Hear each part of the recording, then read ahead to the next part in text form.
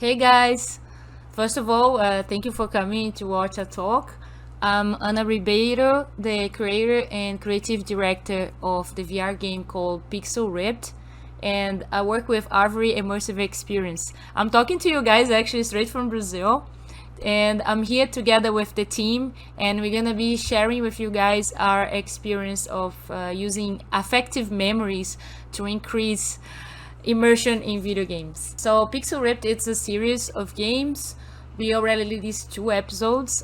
We like to say that Pixel Ripped, it's a love letter to the history of video games, where you play video games the way it used to be in the past. So I have been working on this game for now 6 years, and over the years I have been going to many events and listen to a lot of feedback from the players, looking to many reviews, and constantly the people that love the game the most are the ones that have an affective connection, the ones that come and say, look, I felt like a kid again, this is amazing, I remember now how it was to playing games. And they kind of got related to their own childhood memories, and they kind of comparing situations they have been also similar to the ones in the game.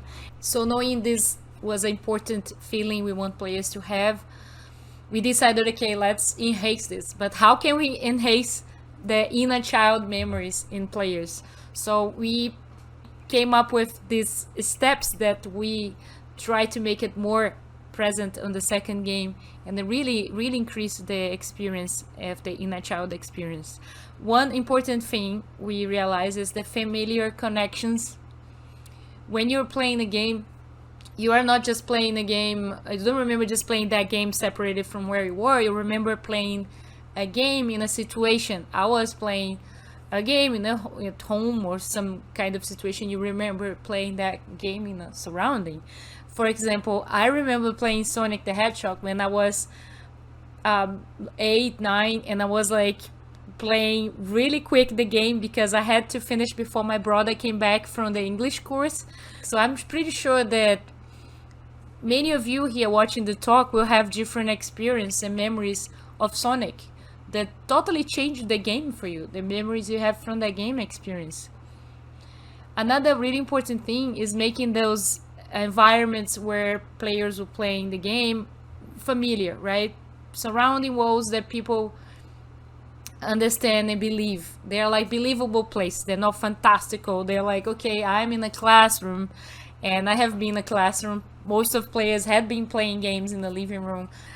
We noticed that when the game itself that you are playing, we call the in-game, which is the game within the game, that game needs to be engaging. It needs to be good. Like, it needs to be something that players will be focused on, that will be like, it needs to be a challenge game in reference to the good games that we grew up playing. If the game itself is not engaging, we notice that players wouldn't have that connection with their memories and wouldn't feel that immersed, because they would start like looking around and feel bored and totally not get to the point where we want, which is to make them feel totally immersed and believe they're playing the good old games that we used to play. When you have all this together and the player is feeling really comfortable, this is the place we want to get.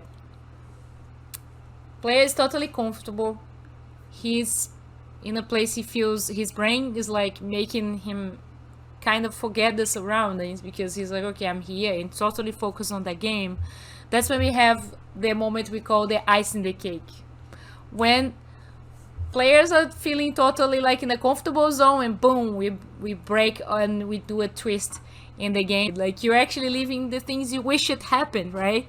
And that's the cool thing about it. We are not just recreating a simulator, we are actually exploring boundaries that we could never explore before without VR.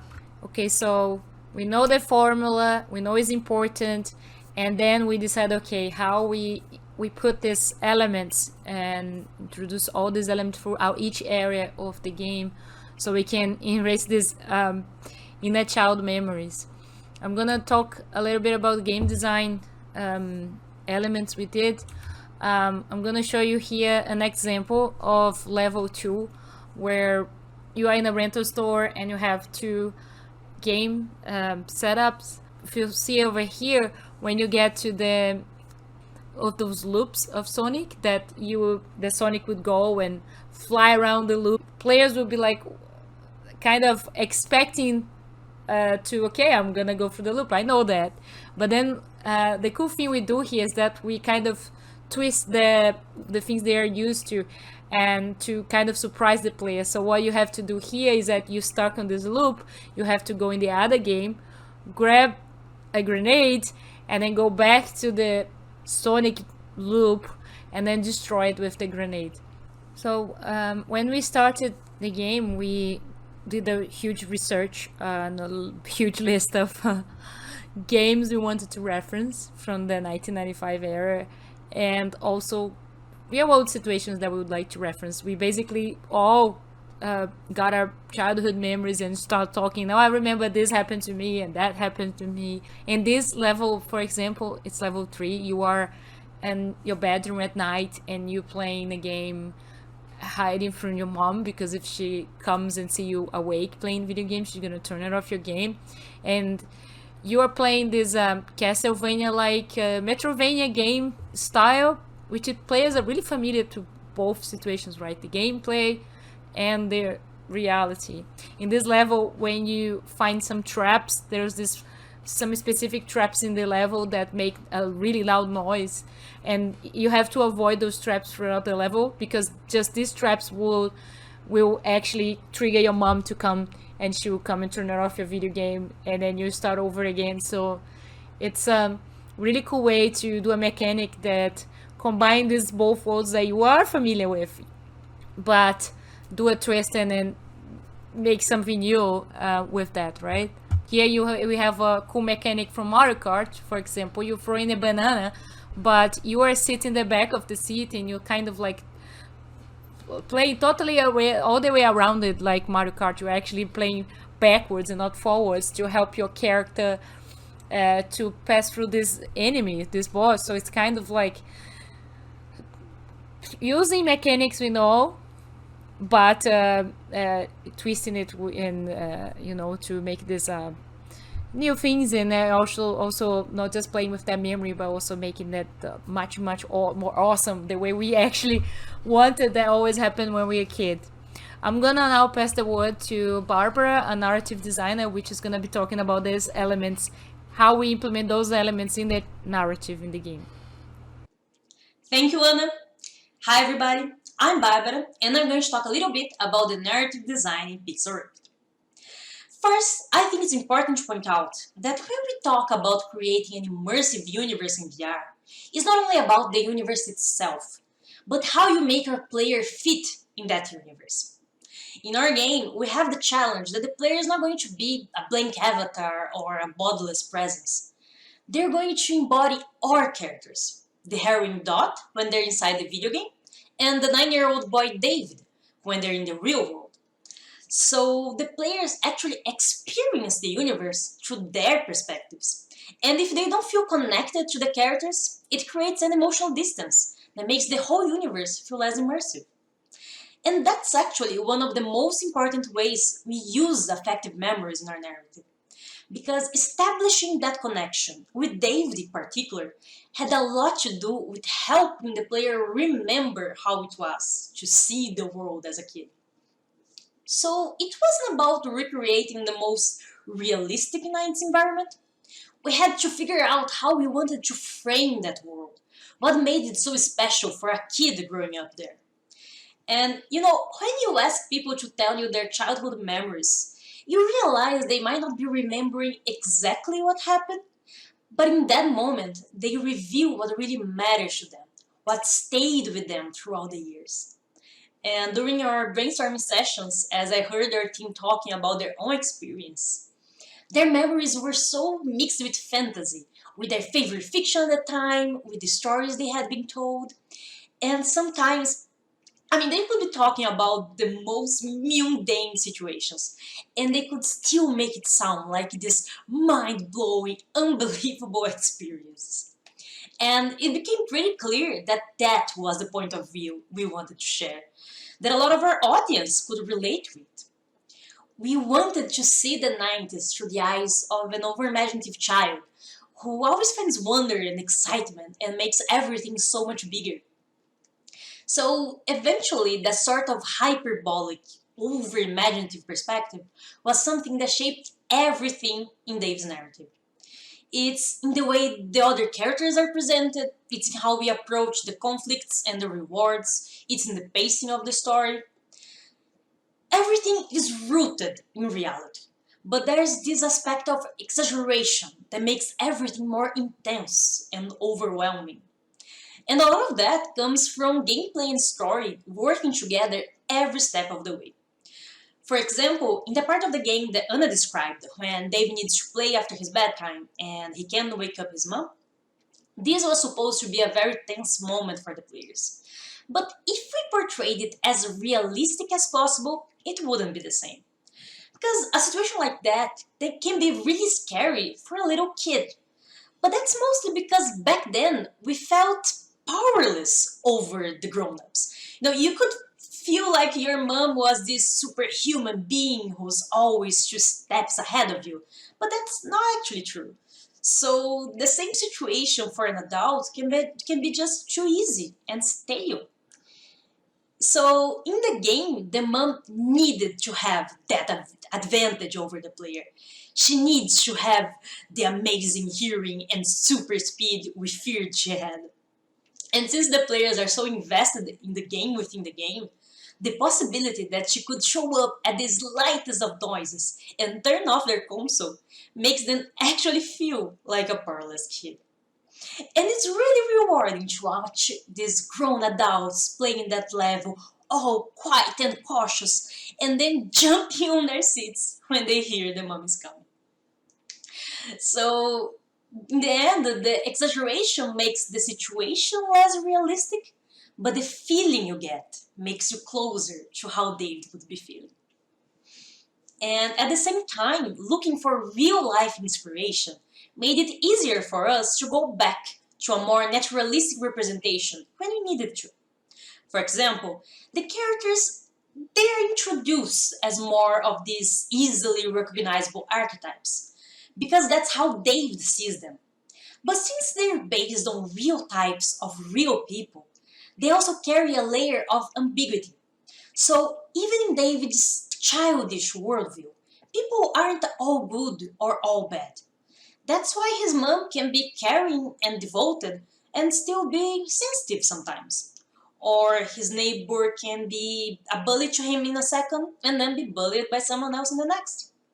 And as the story unfolds, it feels natural for the characters to show more of their complexity and vulnerability. So, overall, our story comes from a personal place, but that doesn't make it restrictive. It's what makes it feel real, even when we're portraying a fantastic, hyperbolic world. And when the players can relate to that world and feel an emotional connection with our protagonists, they feel more in control of the narrative, and they can lend a little bit of themselves to the story.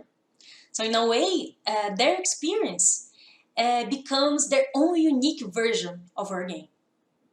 Thank you, and I'm going to pass the word to Rodrigo Blanco, our art director.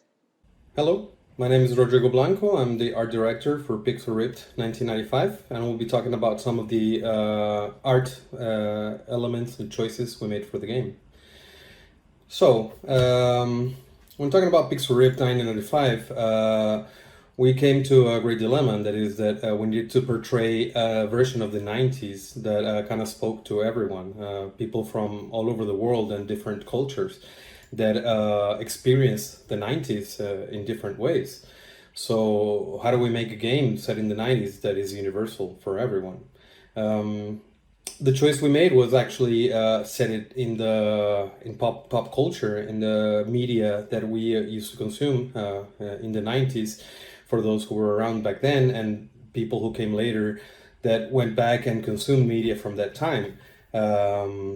We set the game in a version of the 90s that would only kind of exist in TV shows and Hollywood movies at the time. So the style is very exaggerated, like it was in TV shows back then.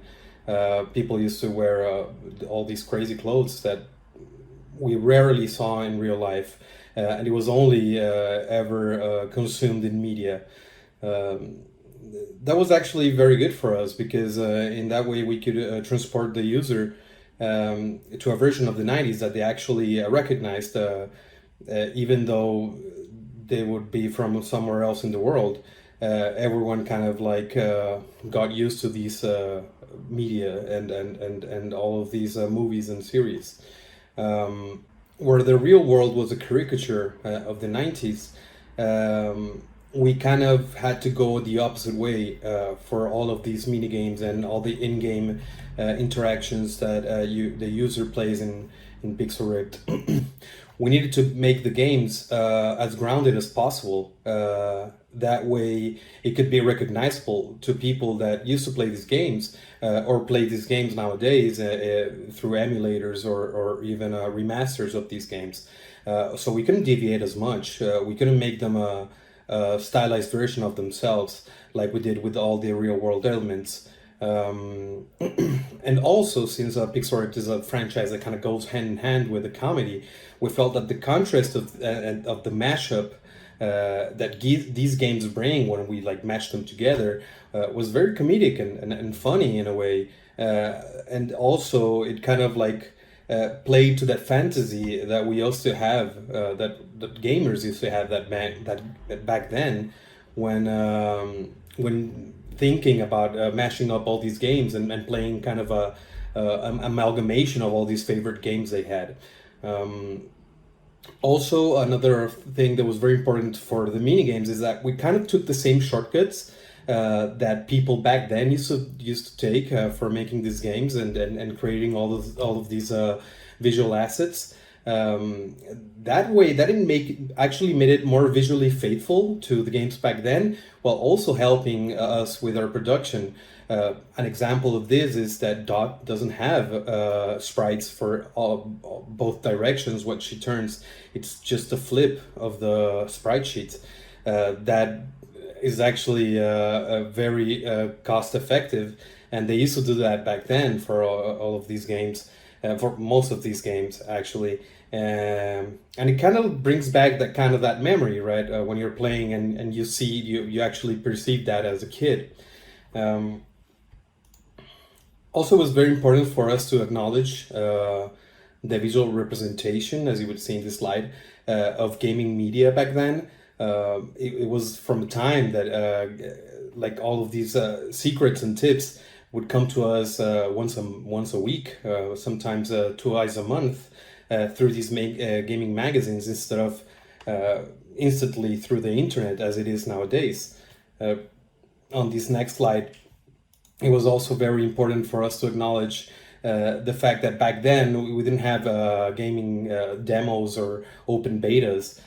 So the only way a kid would actually try out these games was either going to a friend's house when they used to have this game, or to the local rental store, which is how most of us remember actually experiencing new games back then. In this slide, we also needed to make an homage to all of these characters from all the games that were very dear to us back then. It's our way of kind of spoofing them at the same time, of making a nod towards them, because it was great games that we actually wanted to make an homage towards. But at the same time, all of these kind of recognizable characters helped a lot for the user to feel this nostalgia and kind of going inside of their head to a time that was when they were kids. As for the real life characters, we made a really good decision for us to stylize these characters on the character design. That way, it was actually we wanted to move away from the more realistic representation and accentuate their narrative elements through stylization. That was actually very good because it actually helped us to reduce the cost of making lifelike characters and 3D models, which are very expensive and costly to make.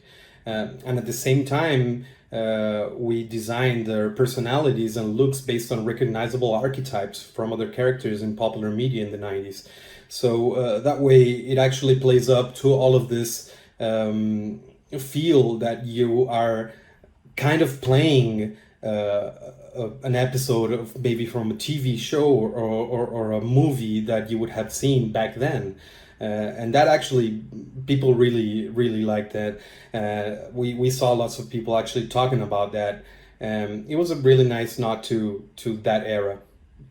I hope you like this segment, and I'm going to I'm going to introduce now Rafael Langoni, who is the master behind the music of Pixel Ripped. Thank you very much. Hello, my name is Rafael Langoni. I worked with Mons Taylor on the music of Pixel Ripped 1995.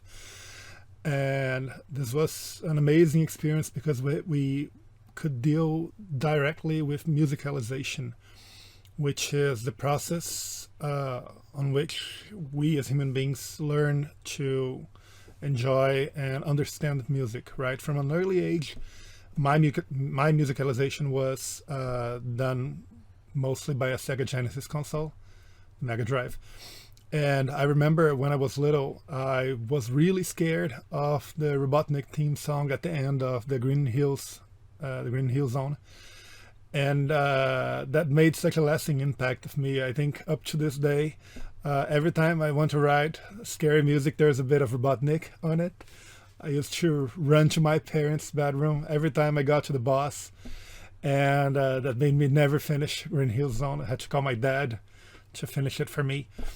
So I guess most of the process was really letting loose and writing music as our past selves would love to hear them, would actually understand them.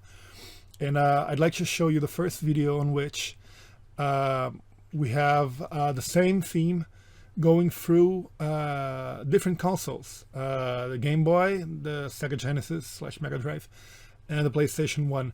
We have a specialized team member on trackers, and he transcribed all the compositions and arranged them for these consoles. So we actually captured the game on the original hardware.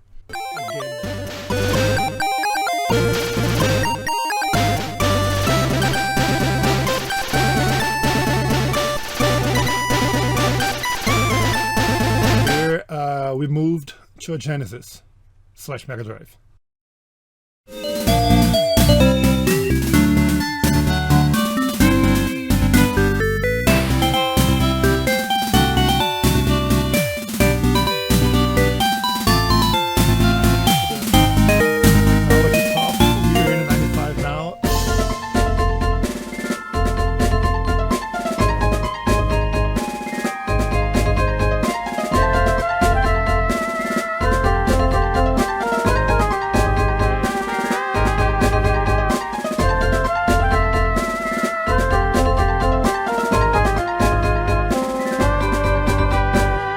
Yeah, so this was a great experience for all of us. We loved every second of it. And we also had the challenge of deciding what was the music like on the real world, right?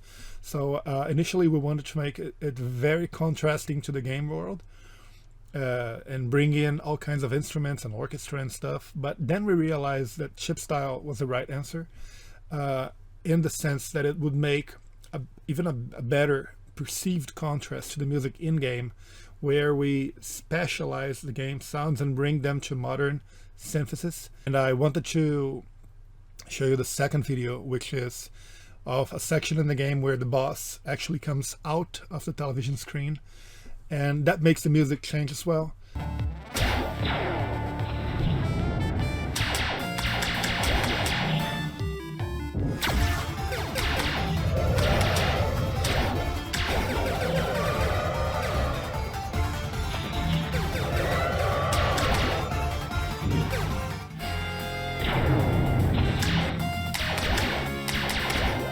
So that was really a new dimension for us to go about it, and very nice to explore how the